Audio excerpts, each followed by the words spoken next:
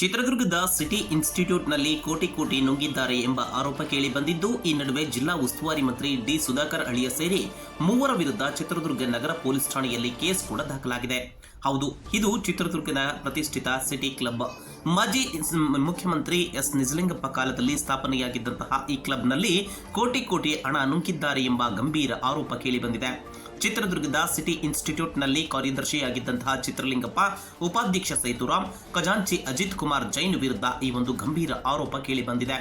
ಈ ಒಂದು ಅವ್ಯವಹಾರಕ್ಕೆ ಸಂಬಂಧಿಸಿದಂತೆ ಸಿಟಿ ಕ್ಲಬ್ನ ಈ ಒಂದು ಡಿ.ವಿ.ಟಿ. ಕರಿಯಪ್ಪ ಎಂಬುವವರು ಚಿತ್ರದುರ್ಗ ನಗರದ ಪೊಲೀಸ್ ಠಾಣೆಯಲ್ಲಿ ದೂರು ಕೂಡ ದಾಖಲಿಸಿದ್ದಾರೆ.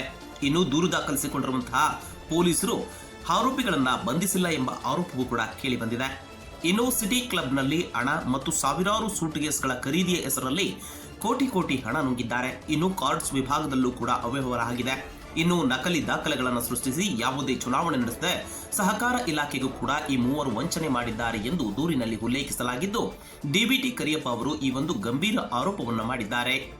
ಮಾಜಿ ಕಾರ್ಯದರ್ಶಿ ಚಿತ್ರಲಿಂಗಪ್ಪನವರು, ಮಾಜಿ ಉಪಾಧ್ಯಕ್ಷರಾದ ಸೇತುರಾಮ್ ಅವರು, ಖಜಾಂಚಿಯಾದ ಅಜಿತ್ ಪ್ರಸಾದ್ ಜೈನ್ ಅವರು, ಈ ಮೂರು ವ್ಯಕ್ತಿಗಳು ಸೇರ್ಕೊಂಡು ನಮ್ಮ ಕ್ಲಬ್ನಲ್ಲಿ ಕೋಟ್ಯಾಂತರ ರೂಪಾಯಿ ಹಗರಣ ಮಾಡಿದ್ದಾರೆ. ಸೂಟ್ಕೇಸ್ ಹಗರಣ ಇರ್ಬೋದು, ಆಮೇಲೆ ಸೂಟ್ಕೇಸ್ ಖರೀದಿ ಇರ್ಬೋದು, ಆಮೇಲೆ ಕಾರ್ಡ್ಸ್ ವಿಭಾಗದಲ್ಲಿ ಮೆಂಬರ್ಶಿಪ್ ತೊಗೊಂಡಿರೋದು ಅದೆಲ್ಲ ಸೇರಿಬಿಟ್ಟು ಸುಮಾರು ಒಂದು ಡಿಸ್ಟ್ರಿಕ್ಟ್ ರಿಜಿಸ್ಟರ್ ಆಫ್ ಕೋಆಪರೇಟಿವ್ ಅವರಿಗೆ ಸುಳ್ಳು ದಾಖಲೆಗಳನ್ನು ನೀಡಿ GBM ಮಾಡಿದ್ದೀವಿ ಅಂತಂದೇಳಿ ಸುಳ್ಳು ದಾಖಲೆ ಮಾಡಿ ಸುಮಾರು 4 ರಿಂದ 4.25 ಕೋಟಿ ಅವ್ಯವಹಾರ ಮಾಡಿದ್ದಾರೆ. ಅದರಲ್ಲಿ ಡಿಸ್ಟ್ರಿಕ್ಟ್ ರಿಜಿಸ್ಟರ್ ಆಫ್ ಕೋಆಪರೇಟಿವ್ ಇವರಿಂದ CDO ಅಂತಂದೇಳಿ ಅವ್ರನ್ನ ತನಿಖಾಧಿಕಾರಿಯಾಗಿ ನಿರ್ವಹಿಸಿದಾಗ ಅವರು ಇದರಲ್ಲಿ ಸಾಬೀತಾಗಿದೆ ಅಂತೇಳಿ ವರದಿ ಕೊಟ್ಟಿದೆ ಸರ್ಕಾರದಿಂದ. ನಾವು ಕೊಟ್ಟಿರೋ ವರದಿಯಲ್ಲಿ ಸರ್ಕಾರದಿಂದ 25th ಎನ್ಕ್ವೈರಿಯಲ್ಲಿ ಆ ಆಧಾರದ ಮೇಲೆ ನಾವು ನಗರ ಠಾಣೆಯಲ್ಲಿ ದಿನಾಂಕ 5/9/24ರಂದು ದೂರು ದಾಖಲಿಸಿದ್ವಿ. FIR ಮಾಜಿ ಉಪಾಧ್ಯಕ್ಷರಾದ ಸೇತುರಾಮು, ಆಮೇಲೆ ಚಿತ್ರಲಿಂಗಪ್ಪನವರು, ಅಜಿತ್ ಪ್ರಸಾದ್ ಜೈನ್ ಅಂತಂದೇಳಿ ಅವರು ಮಂತ್ರಿಯವರ ಅಳಿಯ, ಅವರು ಅಜಿತ್ ಪ್ರಸಾದ್ ಜೈನ್ ಅಂತಂದೇಳಿ ಡಿ ಸುಧಾಕರ್ ಇದಾರಲ್ಲ ಜಿಲ್ಲಾ ಮಂತ್ರಿ, ಅವ್ರ ಅಳಿಯಂದರು. ಅವ್ರ ಪ್ರಭಾವ ಭಾಳ ಇದೆ ಅವ್ರದ್ದು.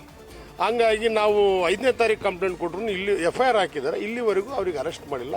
ಅವರೆಲ್ಲ ಹೇಳ್ಕೊಂಡು ತಿರುಗಾಡ್ತಾರೆ, ನಮ್ಮನ್ನೇನು ಯಾರು ಏನು ಮಾಡೋಕ್ಕಾಗಲ್ಲ ಅಂತ ಹೇಳ್ತಿದ್ದಾರೆ. ನಾವು ನೆನ್ನೆ SP ಅವರಿಗೆ ಭೇಟಿ ಮಾಡಿ ಬಂದ್ವಿ.